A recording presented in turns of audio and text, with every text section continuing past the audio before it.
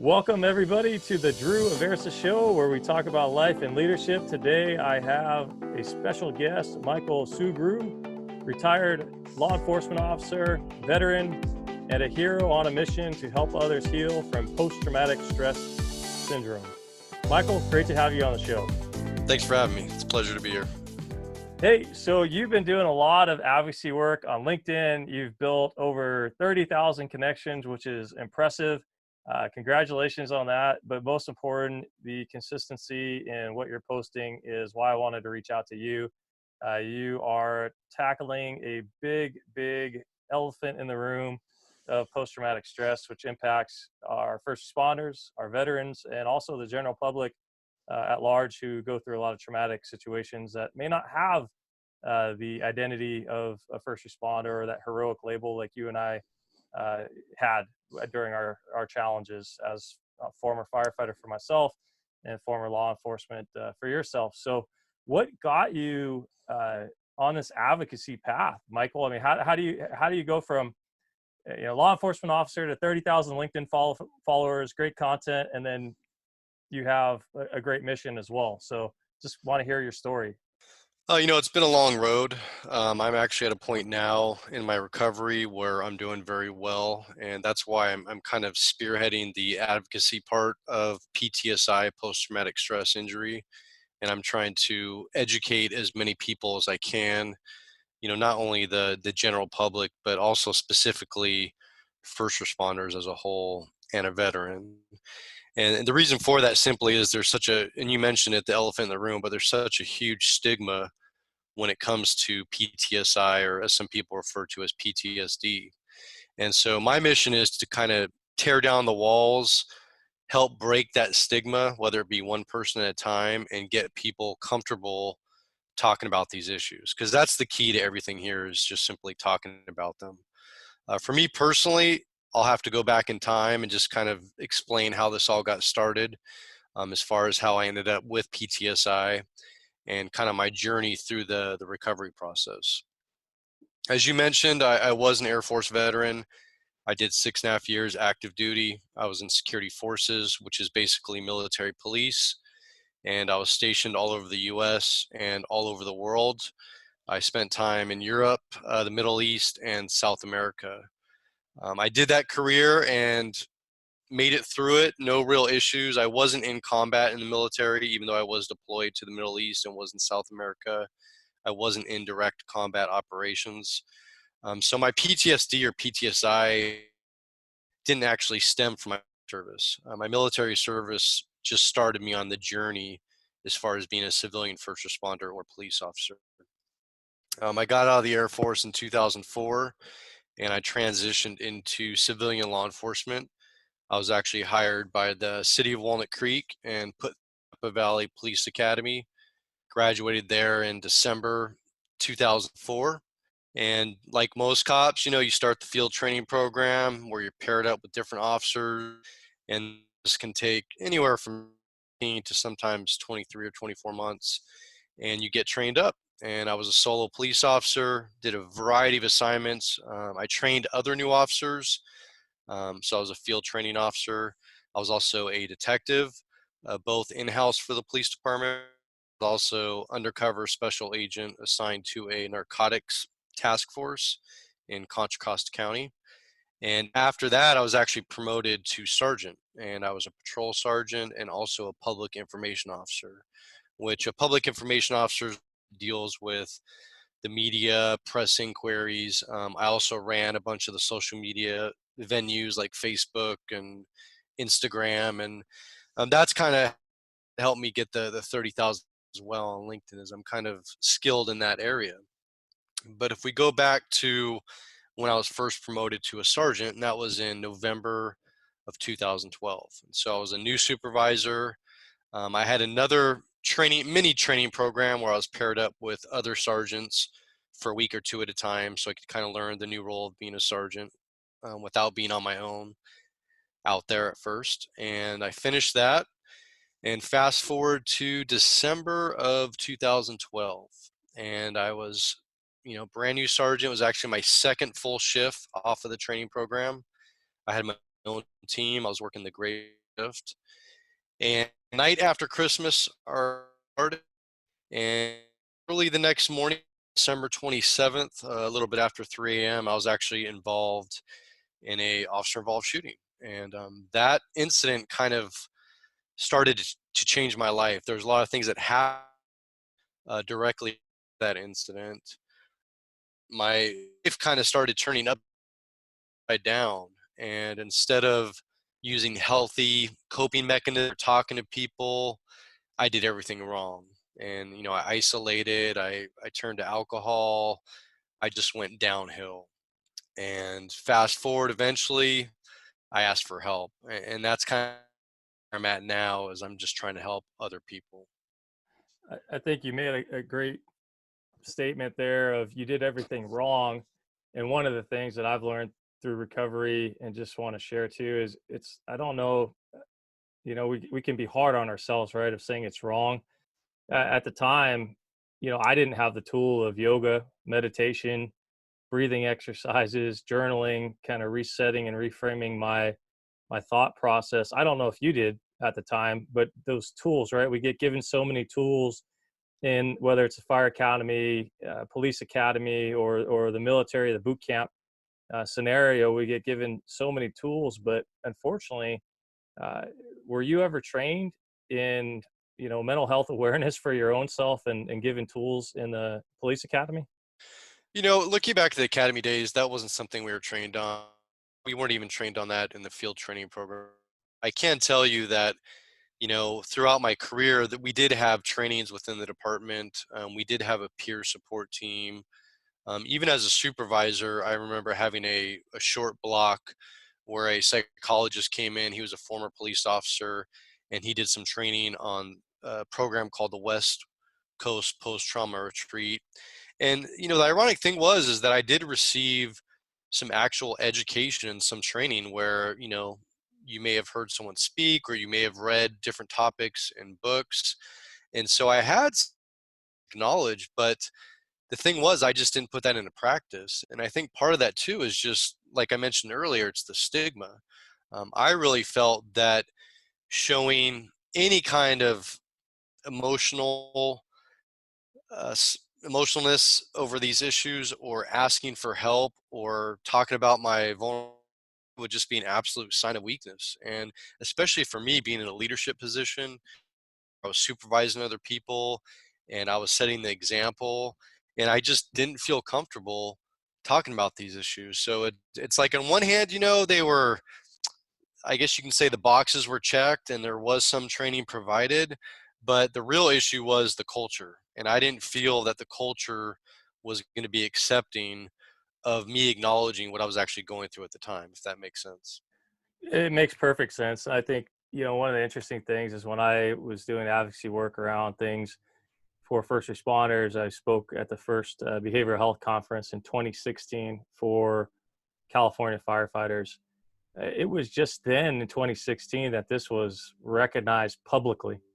So behind closed doors, while again, like you say, the checkbox programs, are in place, such as a employee assistance program, uh, the resources, the engagement, the awareness, I think is a completely different level. And then you were also a veteran.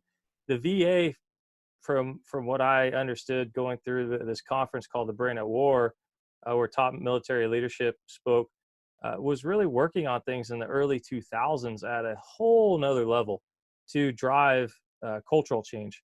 Why is it, do you think, that first responders are so, I would say, behind the times and trying to catch up to where our military, veterans are today? What are some of the challenges in getting first responders, the care, the public policy in place, the treatment, and just that cultural change from your perspective, having served in both, military and public safety?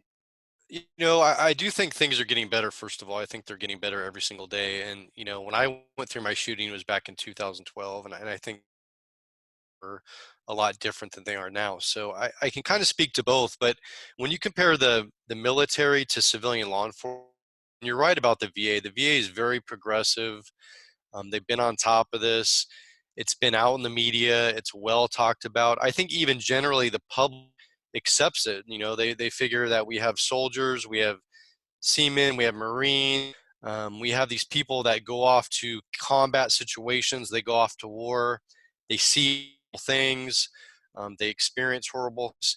And it's kind of that's understood. Like we say, okay, that's the military, that's what they do. And I honestly think that the general perception of, and I say first responders because not just law enforcement, but firefighters, dispatchers, paramedics, we see horrible things every single day. And you know, the difference between combat and first responders is, you know, when you're in combat, you're in a defined area for a defined amount of time in a high stress combat situation. But when you're talking about first responders, we're actually in that type of environment every single day of our careers. We're talking 30 plus years. And so, you know, as police officers, never fully in a what we call a safe zone or in an area where we don't have to worry about our surroundings or worry about somebody attacking us or trying to kill us. And we've obviously seen that these attacks have increased all around the US as well as all around the world. Just the general public has a misconception on what we face as first responders. And I think now, you know, there's been a lot more media attention to what we're being exposed to these attacks, to these active shooter situations.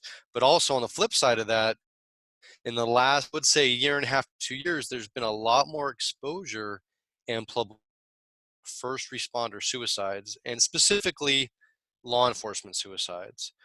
There's an advocacy group by Karen Solomon. It's called Blue Help, and I've been following them for a couple years now, and they have made it a point to track as many law enforcement suicides as they can. And the trends that we're seeing is that the law enforcement suicides are more than doubling the line of duty deaths every single year. And I don't think that's because they're increasing. I just think that we're doing a better job of finding out about these suicides and reporting them. For so long, as a whole, I think that first responders and law enforcement have hid these. They've, you know, and for good privacy of the family members and the loved ones. I mean, we're talking about a very difficult thing, but it wasn't talked about. And now we're starting to talk about it. And because of we're getting a lot more focus on attention on getting first responders help.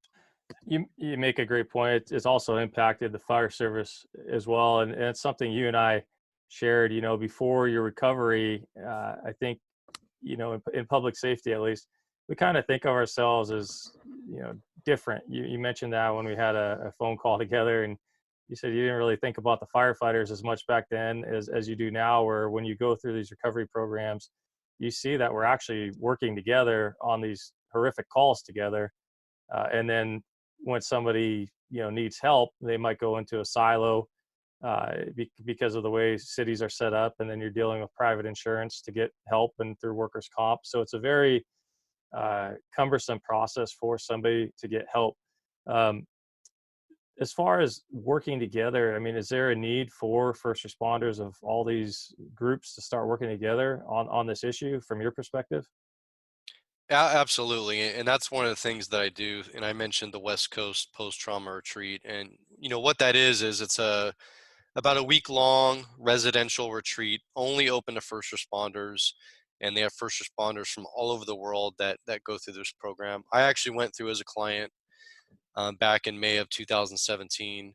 And when I went through with firefighters, paramedics, dispatchers. And I know this sounds kind of crazy, but you know, prior to that, like you mentioned, I just looked at as firefighters and paramedics as, hey, you guys and gals, you work in the medical field, and so this is what you're used to. This is what you're trained for. You know, you see these fatal car accidents all the time, these ODs, suicides, sudden deaths, child deaths, and I never, for some reason in my mind, equated that, hey, you know what? These fellow first responders are seeing horrible things, the same things that I'm seeing. And, you know, the bottom line that comes down to it is that no human should see or be exposed to the things that we are seeing on a daily basis. And It's kind of funny, when you grow up as a police officer and you go through your career, there's always this kind of friendly, rivalry and joking that goes on. And we show up to a lot of the same calls and we give each other a hard time. And, we talk about the firefighters back at the station barbecuing and hanging out in the recliners. And, they talk about us eating donuts at the donut shop, and, we rib each other. But I never really sat down, with a firefighter or a paramedic and talked about the toll of the job until I went through the West Coast post trauma retreat. And now I go back as a volunteer, several times a year for a week at a time. And I see clients that are firefighters, paramedics, and dispatchers, but I also have fellow peers that are. And so I'm getting to learn more and more about these different careers, about these people, and really just seeing how similar we are. We have the same personalities.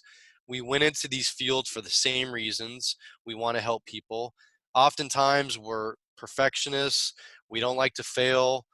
Our heart is absolutely in our jobs, and we put our lives on the line every single day to help complete strangers. And we are more in common than most people think. One of the things you said earlier too, kind of the difference between war and that being first responder and the challenges of healing are, these things happen in our own backyards, right? And then we are the people that people call when they call 911 for help in times of crisis, and we go respond.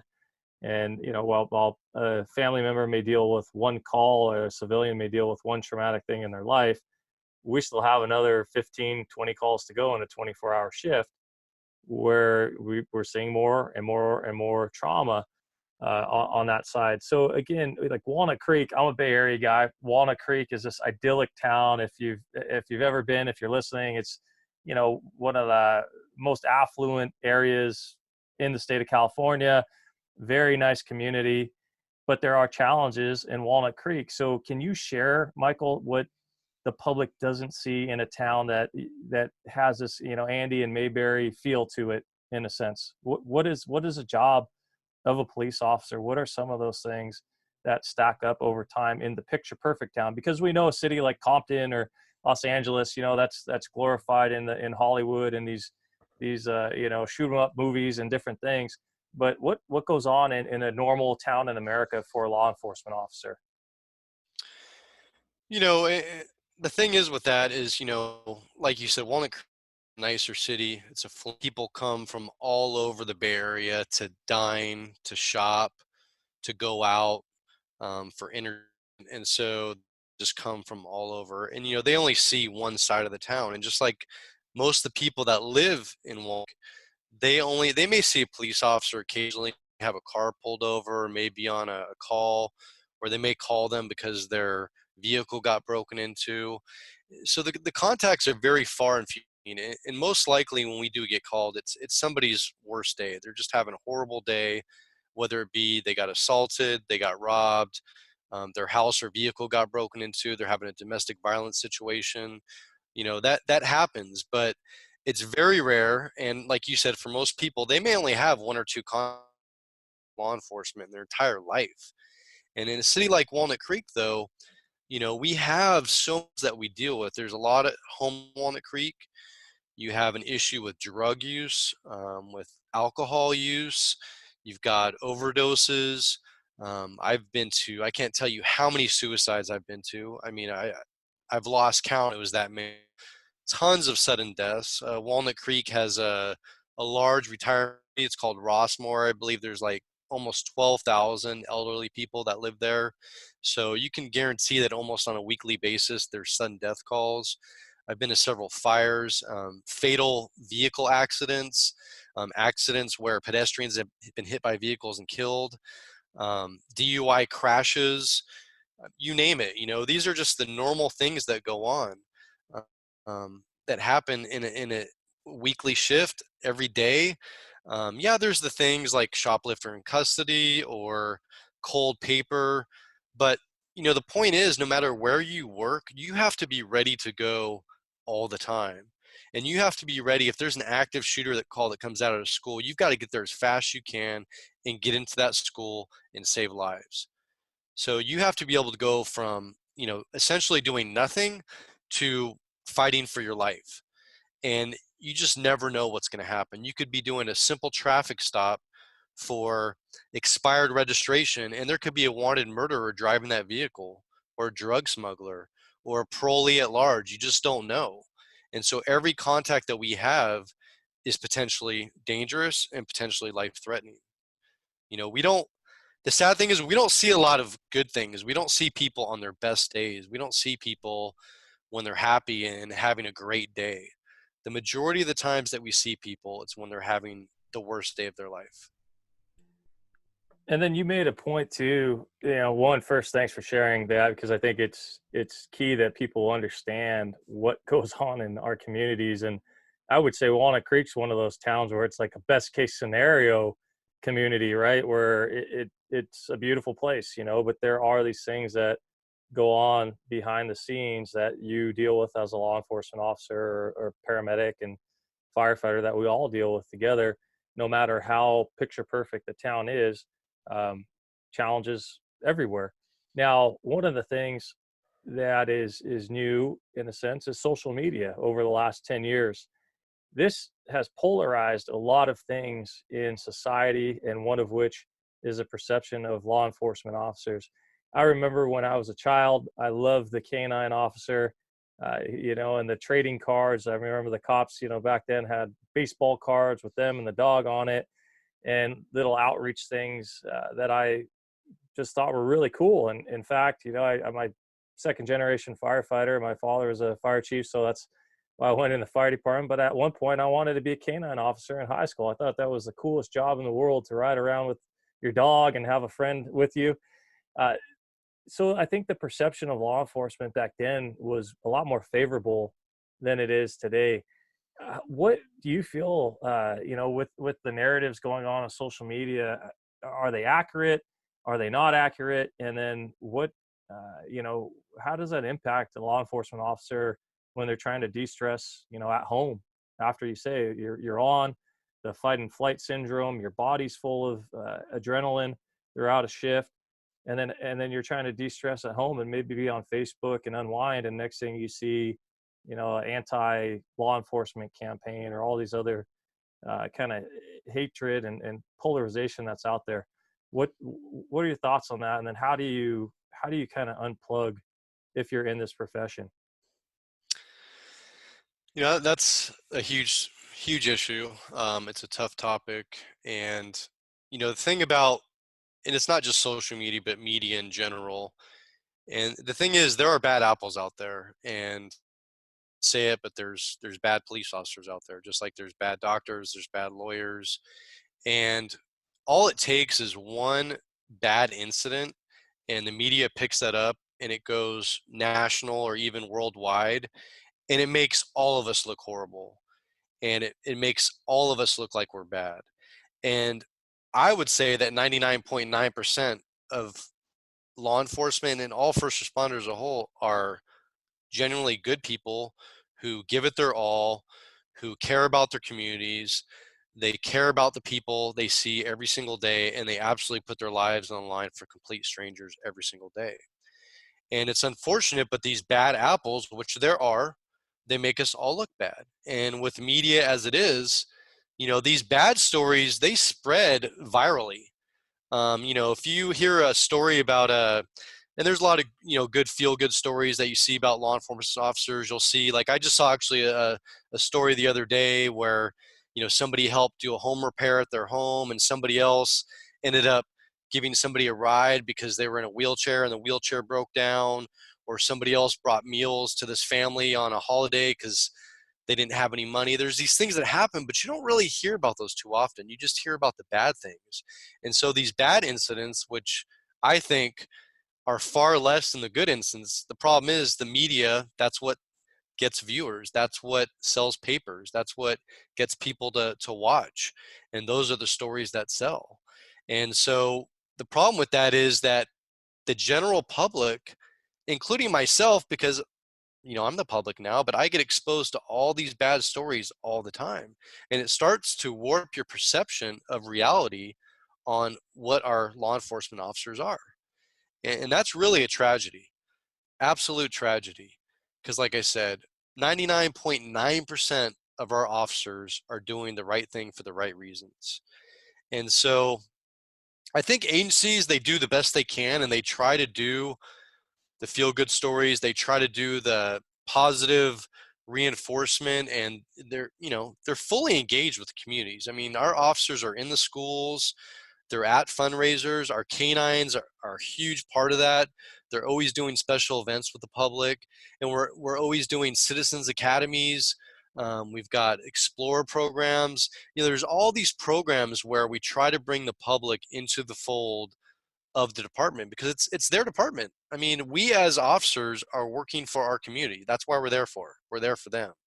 And so I think agencies as a whole are trying to do the best they can to kind of bring down those barriers and bring down those walls of false perception, and getting the officers to get to know the people in their communities, because that's the key.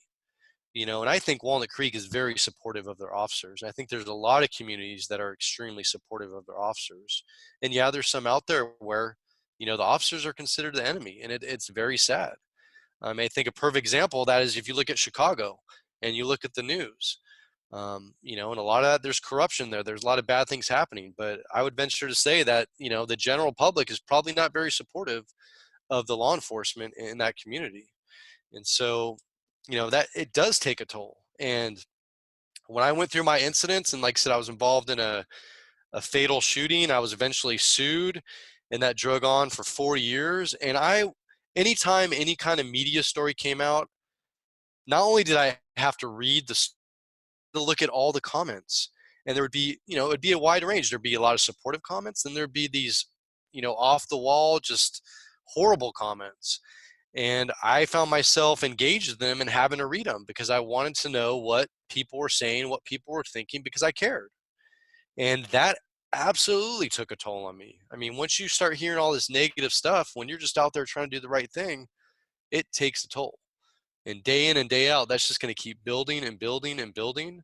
And then when you find yourself in a life or death situation, or God forbid, in a critical incident where somebody dies, and now you're trying to defend your actions and you're being judged by people that really don't know the facts, that hurts. It takes a toll. I couldn't imagine doing your job, brother, and thank you for doing what you do. And to the law enforcement officers out there, the fire service definitely has its own risks, but I think the one difference of law enforcement, as you mentioned, is having to actually take somebody's life, and that is a serious uh, thing. That when you're hired, they ask you that through the interview process, if that's something you can do. For me as a firefighter, that's something that I couldn't do, and why I was better off in the fire service, because it is, and it's a split second decision, right? Where it's not something you want to think about every day as you're going about life, but you have to make that split second decision, and it can haunt you, for years, I'm sure, making a decision like that. Well, here's the deal too, is that 99.9% of officers are never involved in a shooting, or even a fatal shooting, which is even alleged. But my father, he was a lieutenant for Richmond Police Department, one of the most dangerous cities in the Bay Area, if not the country, and he never killed anybody. He went through his entire career, and he worked over 30 years in law enforcement. And here I am working in what's considered one of the safest cities. And the thing is, it just doesn't happen. But again, and this brings up the media point, if you were to look at the media, you may hear or read about a shooting almost every single day somewhere in this country. And it gives the perception that all officers are getting involved in shootings on a daily basis. And like I said, most officers will never, ever be in a shooting, and they will go their full 30 years without having to go through that. But you have to be prepared for it, and it could happen to anybody at any time. That's the reality of it. And some officers, they're involved in multiple shootings. I know officers that have been involved in 2 or 3 police shootings. And so the chances of that are even more rare. But like I said, the public perception is that, oh, officer, and you've been in a shooting probably, and you've experienced that. And that also is where the problem lies, because in my agency at the time, for my whole career there, I was there 14 years. And during that time, my shooting was the only shooting at that agency during that time. Now, there had been a few before that, before I started there, and I know there's been one after I left there. But the thing was, at the time I went through mine, I believe there was only one person that had actually been involved in a fatal shooting that was working there at that time. And so herein lies the isolation, the not feeling comfortable, not feeling like you have a peer that you can talk to or relate to because they haven't been through what I've been through. And that is absolutely key. I know we're kind of jumping the gun here, but part of the recovery and healing process is being able to talk to a peer that you can trust, that will understand what you've gone through. And it's critical. It may not be the same. They may have been in a different type of incident, but they get the effects of a critical incident on them, on their body, on their psyche.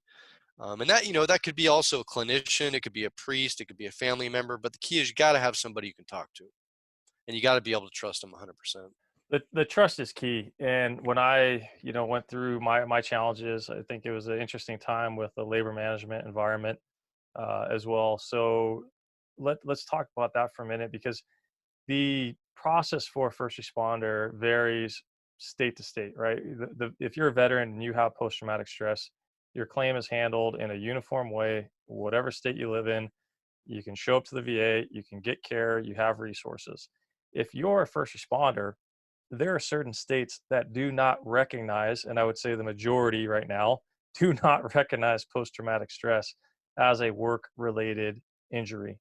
So, how, do you go about trusting the people, to get the right care when inherently through workers' compensation, it's an adversarial process where the insurers don't want to pay out a claim. That's the nature of insurance business. And then lawyers get involved, which makes it even more adversarial, and you're hurting as a first responder, right? Going through that time and trying to survive and save your own life. So, how do you navigate the political landscape that we currently have? Because it's very different than what veterans face, because every city is different in the way that they go about handling the claims with first responders based on the relationship between labor and management. There's not a national approach for our people yet. No, you're right. And it does depend on every single agency. And I think it comes down to the leadership of that agency. I think it comes down to the culture. What kind of culture does the agency put out there? What is acceptable? What isn't? What is not acceptable? In my case, I waited way too long. I waited years and years to get help because I was embarrassed. I was ashamed. Didn't feel comfortable. I didn't feel like I could get help, and I thought it was going to be a career ender. And the key is that PTSI doesn't have to be a career ender. You can beat PTSI, you can get help, you can recover. The key is not waiting too long. Things come up, things happen, and you may have a bad incident one day. Well, maybe all it takes is at the end of that shift or right after that event when you're able to clear it and you can sit down and talk to somebody about it, or talk to your counterparts that were there and kind of go through it. That may just take care of that situation where it doesn't become a ticking time bomb later. And so I think by creating a culture where it's okay to talk about, wow, that call really messed me up, or man, I saw that child death and I just can't get the image out of my mind, and all I can think about is my kid at home, and is this normal? Why am I feeling this way? But you need to talk about that. And so in my case, I had my big incident with my shooting, but I had all these other things too that I was exposed to, and they all just start piling up on top of each other and building and building and building. An example is, in law enforcement, a physical injury is, you got a bad shoulder. Okay, you go see the doc, and the doc does an MRI or an X-ray, and they're like, yeah, you got a bad shoulder, and it's pretty straightforward. And usually, a lot of times, it's not one thing that made that shoulder go. There's a bunch of micro trauma, and then it's just one incident that kind of puts it over the top to where you're in severe pain, and now you got to get help. And it's no different with PTSI. You got all this micro trauma, and you need to deal with it as it's happening, as opposed to waiting till the tipping point to where it's too late. And when I say it's too late, we have so many officers that are killing themselves And it's because of this. It's because of PTSI or PTSD, and it's because of exposure of all these things and the toll that it takes. So you got to change the culture. There are some agencies that are on the cutting edge of this, and I just started speaking to different departments, and I'm going to be speaking across the nation. I'm going to be speaking at conferences, and I've got chiefs that are contacting me, and they want to fly me into their city and want me to speak to their department about my experience and about my lessons learned. And I think that's huge. I mean, that is a complete culture change. That's breaking the stigma. That's encouraging talking about this. I'm talking about the mistakes that were made. I'm talking about the lessons that were learned. And I think this is huge. And I think agencies are starting to do that. And some are better than others. But that's the key, is changing the culture within the department. Like I said, this doesn't have to be a career ender. And work comp, it is a horrible process. I can't speak too much on that as far as changing that. I mean, that's a whole nother animal, but I think what helps is having the support of your agency and your HR department, whether it be if you're county or your city or your company, if you're a civilian, by having those good relationships and also educating them. Educate your HR people on what PTSI is or PTSD is. They need to know, because once they're informed, they're educated, they're going to understand it, and they're not going to have these misconceptions that so many people have. There's a term that we use in law enforcement. It's called 5150, which is the Welfare and Institutions Code in California. And that's when people are a danger to themselves, danger to others. Oftentimes they're committed, and we as police officers have to call paramedics or the fire department, and they get taken to county hospital. Well, that's not what PTSI is, but a lot of times people think of PTSI as being crazy, and it's not. It's an injury. It's an injury to the psyche based on exposure to all these things. It's not a disorder you're born with. It's not something that just happens for no reason because of brain chemistry. It's because of exposure to trauma. That's what it is. But again, the public perception, even some of the perception within law enforcement is, oh my gosh, I don't want to be labeled that. They're going to think I'm crazy. I'm not going to be able to do my job. They're not going to trust me. And it's not true. And that's Well, where we have and to break these you make a stigmas. great point on that too. Is it's that perception, right? So we see the stories, we see that everything around PTSI, PTSD, whatever label we want to we call it, um, is through the lens of combat veterans who came back from Iraq and or Vietnam era. So that's the narrative, like you say, through media, through that lens, that paints the picture of somebody who's crazy, who is a threat to society. And these suicides, our officers are not going out there and shooting up other people. They're ending their own lives with their own handguns, correct? In many cases, yes, unfortunately. Unfortunately. And we know with men, a lot of men, men are 4 times more likely to end their lives through the data that's out there through national suicide data. And we know that men are also more likely to use a firearm to end their life as well. So law enforcement definitely has a very hard challenge in that, because every law enforcement officer that I know has a weapon. And if they don't have the right tools, then the wrong tool becomes the gun. And that's the spiral that we see in a lot of these stories that, like you're talking about, the cultural change. One of those challenges too that is out there is, if a law enforcement officer does need help under that 5150 code, sometimes they can potentially lose their ability to carry a firearm after that, right? Yes, you're absolutely right. So now you're asking for help and you're doing the right thing, and now your career is gone. It's over for getting help. So how can we go about changing these sort of things, or what have you seen successful in other departments where people can get the right resources before going down that spiral, or before going down that time where they're thinking about ending their life, and somebody gets called out, the 5150 process happens, and now they lose their firearm and they can no longer become an officer, and they might lose their home, their family. I mean, these things I've seen through my own experiences, and talking with different people, the spiral effect is massive. If the support is not there in the culture, like you're talking about, asking for help can be a horrendous experience. So what are your tips for leadership teams, for HR teams, for officers? How do you build the right culture from a culture that might not be there yet? Well, I think you have to lead by example. I think that you have to foster, you know, an agency that truly believes in asking for help, getting help, and peer support and resources, not just checking a box, not just saying we have these things or we have this policy, but walking the walk. And whether that means that you bring in people like me, or, more importantly, and I think which would be much more effective, is having people within the agency, whether they're active or retired, speaking about something they've gone through and something they were able to get help with or come out the other side on, and kind of show the other people that they're not alone, because that's the key, is knowing that you're not alone. And when I went through my thing, I thought I was alone.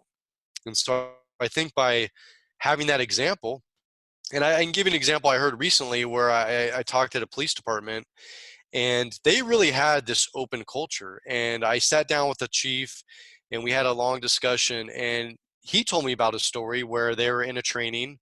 It was like a mental health training or peer support training. And out of the blue, one of the people on the leadership team of the police department opened up in a room full of, their peers, but also their subordinates, other officers, and shared this very deeply personal experience on how a critical incident on the job affected him. And the key was that in that room, there was actually officers that were present that had been involved in this same critical incident. And they had no clue that he had been affected the way he was, because he was so good at hiding it, just like many of us are. And that is such a powerful example of, here you have somebody in a leadership position who openly talks about something they went through to people that had no clue, that never saw it. That breaks down the barriers. I mean, I know that's just one example of one thing to do, but that's the culture change. That is really the key right there, is the culture change. It's having peer support people that the officers or firefighters or paramedics that they trust, that they can go to. And let's face it, not everybody's going to like everybody. Not everyone's going to open up to everybody. But I think if you have enough people on a peer support team, and you have a variety of those people, based on their tenure or their experiences, their backgrounds, and they can, maybe there's one person that somebody can connect with. Maybe they're not going to connect with all, but all that matters is that one first responder can find somebody on that list who's a peer support person they feel comfortable going to. And if it's not them, then at least a coworker, whether it be a therapist within the department or contracted through the department.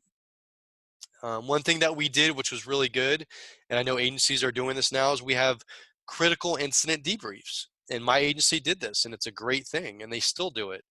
And that's on the really big incidents. They actually bring in therapists or psychologists, and they have the people that were directly involved in this incident that are in a room, and they have a discussion and they talk about these things. And so that does happen on these really big incidents. It's just they don't happen on some of the other incidents, get missed. They may be really big to somebody, but they're not big to these other people. And so got to change the culture. And these little things, they all add. By doing these little things, you're changing the culture. You're making it acceptable to talk about your feelings. And that's the key, is talking about your feelings. I was a former Air Force captain. I was a police sergeant, and I didn't talk about my feelings because I thought it was weakness and I was ashamed of it. And it's nothing to be ashamed of. We're human.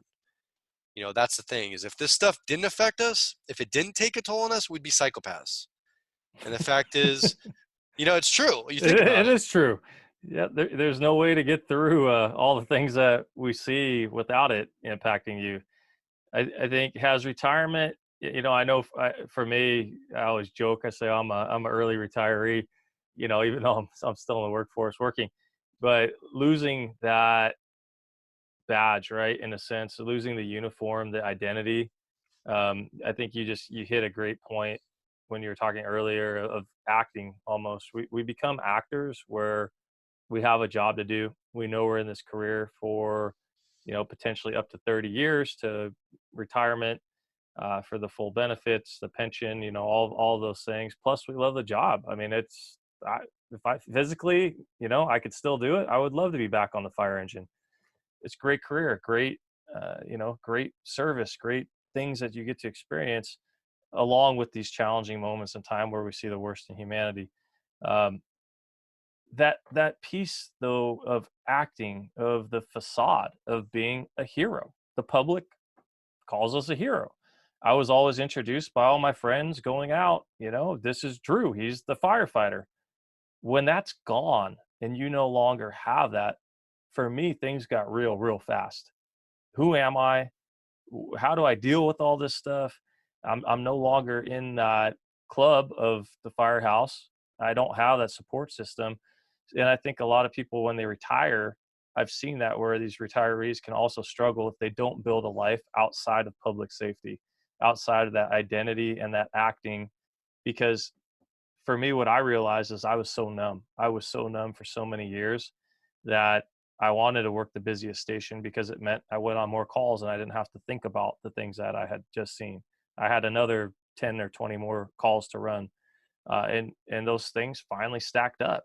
So for people in retirement, or guys that may be off on a stress injury and they're not actively engaged in their department, what are some of the things that you've learned on your transition out to build an identity beyond the badge? That's easier said than done. But I can tell you it's a major issue. The group that I volunteer with, a lot of our clients that we see, they don't get help until a year or two after retirement. And that's, regular retirement. So they go out their full 30 years, or in some cases, they have a physical injury.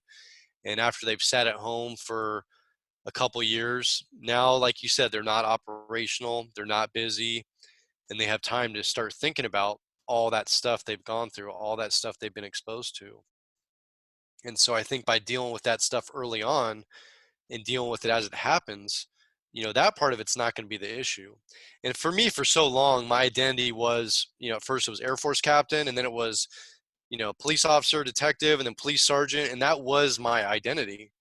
And now the thing is, my identity is I'm a father. And that's, I'm not working. I only do volunteer work, and my daughter is my everything.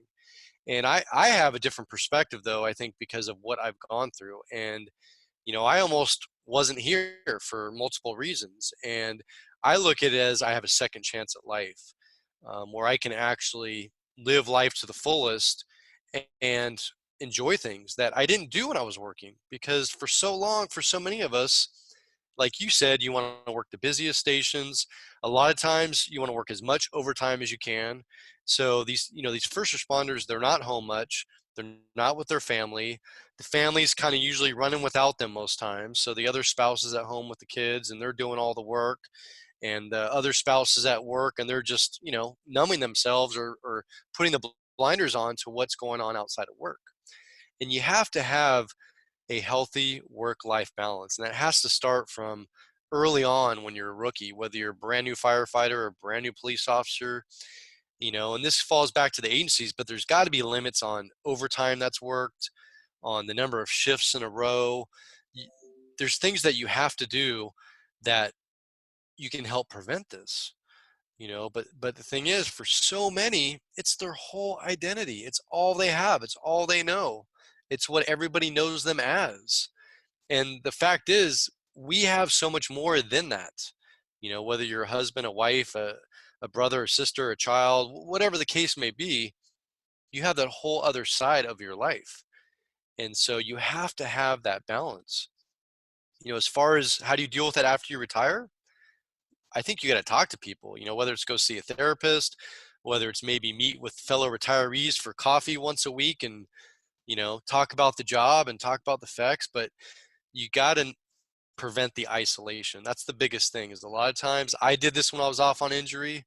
A lot of retirees do it. once they're gone from the job, because let's face it, you're a number filling a position. I mean, I hate to say it to the people listening to this, but I worked my ass off my entire career. I mean, I was a go-getter.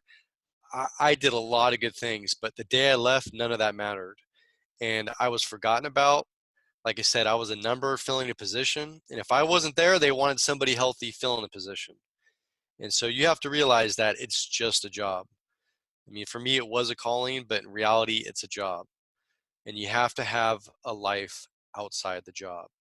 And so whether that means having friends who aren't cops or firefighters or paramedics and going to non-cop events, making sure you're going to your kids' events, those are the important things.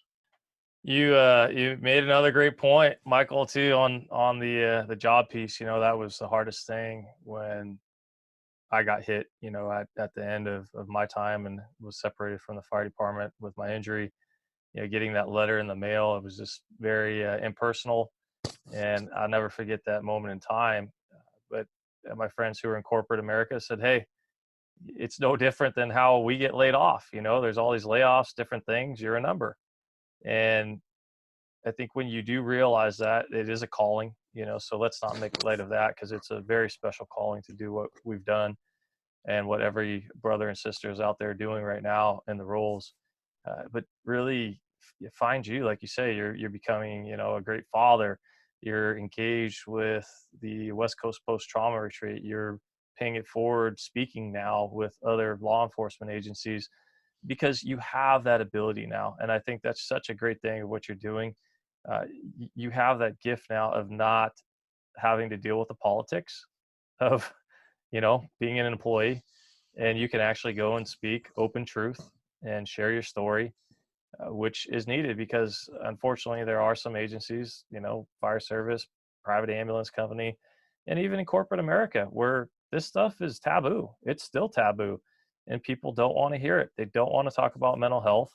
They don't want to talk about cultural change, and they don't want to actually have to do the work to evolve into a much healthier organization, which, let's face it, it takes work to have new programs, new policies, new ways of being empathetic in a very, male dominated profession, right? Absolutely.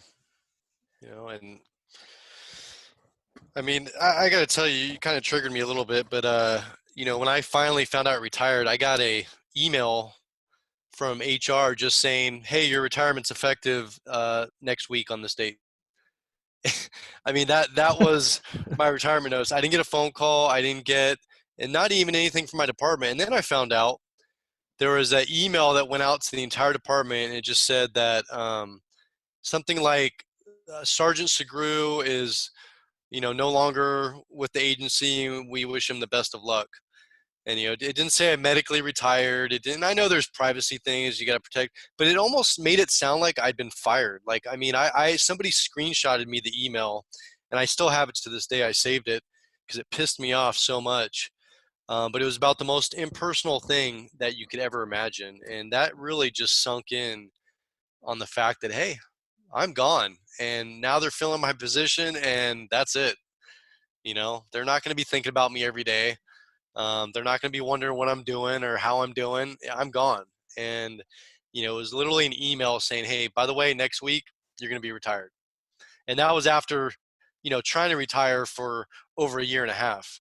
I just get this email out of the blue. So it was, I mean, it left me speechless. I mean, it just really, really affected me. So, we just have to realize that's just how it is.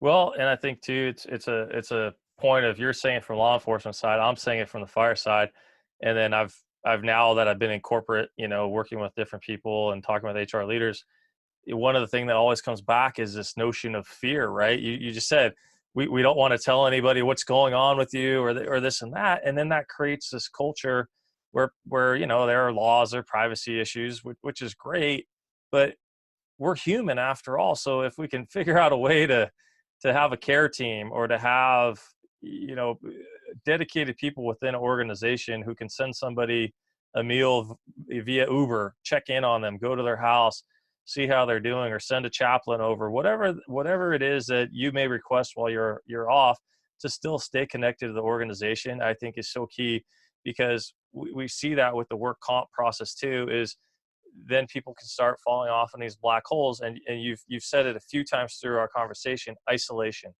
Isolation is the worst thing that can happen to somebody when they are trying to get help and they don't know what tools they need yet, because this is a new journey. It's a new, nobody gets a degree in this stuff until you've gone through it.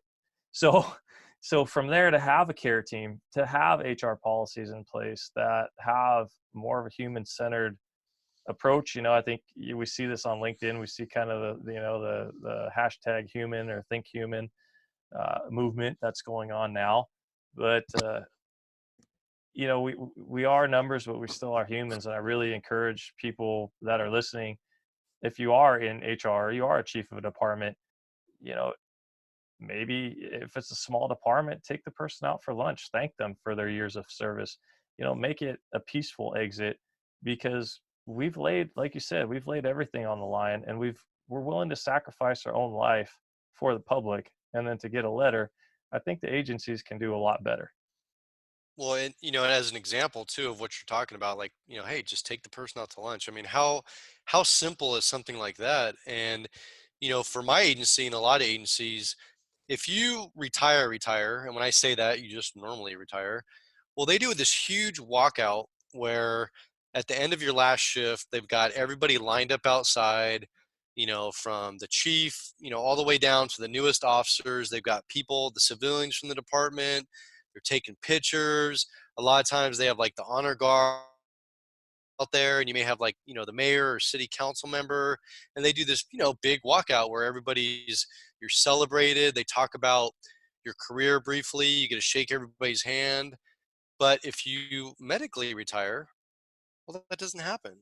And I'm not just talking about PTSI. I'm talking about if you go out on a back injury or a knee injury, any kind of non-regular retirement, you don't get a walkout. You don't get a spiel. Like my agency, they send out this big elaborate email with a memorandum of the person's career, and they send it out to the entire city, basically honoring this person. But in my case, it was like, yeah, so-and-so is no longer employed with the city of Walnut Creek. We wish them the best. That's what happens when you medically retire. I will Like, well, second that, my friend. That was my experience in San Jose. And, if any guys are listening from the union side, a year or so ago, I was invited to the retiree dinner. I think through some of the advocacy work I've done, that was a nice way to recognize, and finally got my plaque. My last shift was around 2010, and it took that long to get a plaque. Having no closure for years was very painful. So to finally getting that plaque, and having that plaque to say I was a San Jose firefighter, to recognize the time spent going through the fire academy, being dedicated, of showing up to work and doing the best job that I could, of giving back where I could during that time. And for a 10-year stint overall, starting off on the ambulance with AMR and working my way up to that point, that was a huge moment in my life. And had I not had that, I would have found closure a different way, but perhaps maybe longer. So that was a very special note to me from the union for doing that and bringing me into the fold with the other retirees who had served 20 years, 30 years, because it's about closure, and it's about letting go of the past and moving on into the present moment. absolutely. And, no matter how long you worked in this business, if you worked 5 years or you worked 30 years, you deserve to be recognized and honored, and you deserve to leave with your head held high. And that's the bottom line is, you put your every single day, and you know what? Now you can't work. You want to work, but you can't, whether it's physical or, PTSI, you can't work. And to not have that closure, to not be recognized, that hurts. This is a great conversation, brother. I'm sure we can talk for many more hours on this. But for those listening and taking the time, I want to give you an opportunity, Michael, to just share, to the younger you, to the next generation of law enforcement officers out there, what are the nuggets of advice that you wish you had been given earlier in your career, whether it was in boot camp in the military or in the law, the police academy? What are those nuggets now that you have, whether it's self-care, culture, navigating politics of an organization when you need help, you name it, whatever you want to share, maybe your top 5 nuggets before we sign off.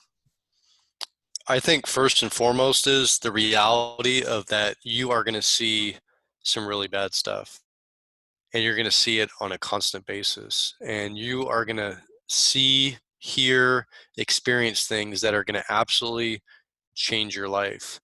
It's going to happen. And the key is to address it and deal with it as it's happened. Don't wait. Talk about it now. Talk about it early on. Deal with it as you go through it. Don't wait till it's too late. I mean, that's the number one advice is just knowing it's coming and know that you need to deal with it and not ignore the signs. The second piece of advice is, and I screwed this one up, is, man, take care of your partners, your spouses, your kids. Leave work at work, but at the same time, don't do what I did. I didn't talk to my wife at the time about anything about work, because, I wanted to shield her and didn't want to expose her to it. But the thing was, a lot of times if I was in a bad mood or pissed off, she thought it was because I was pissed off at her, and I wasn't. It's because I had a really shitty day. And so talk about the fact that you had a bad day, and briefly maybe why. You don't need to go into the gruesome details or all the specifics. Just say, hey, you know what, I'm sorry, but if I seem off today, I had to deal with a child death, and it really is taking a toll on me, and I'm glad to be home.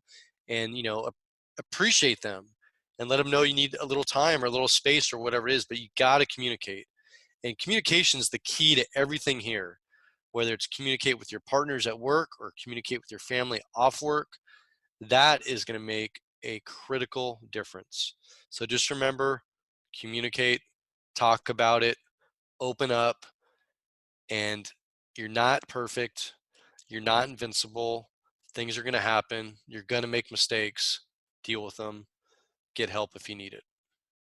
Thank you, brother, and thank you for being brave enough to share your story, because I know it's helping thousands of people. You just see the results on your LinkedIn every day, the people that are commenting, that are engaged with you, the work that you're doing, the direct work you do when you go in on these speaking engagements, as well as the stuff you're doing through social media. Again, thank you, brother. And just, I hope that everybody can hear, whether it's fireside law enforcement, these issues are a national issue.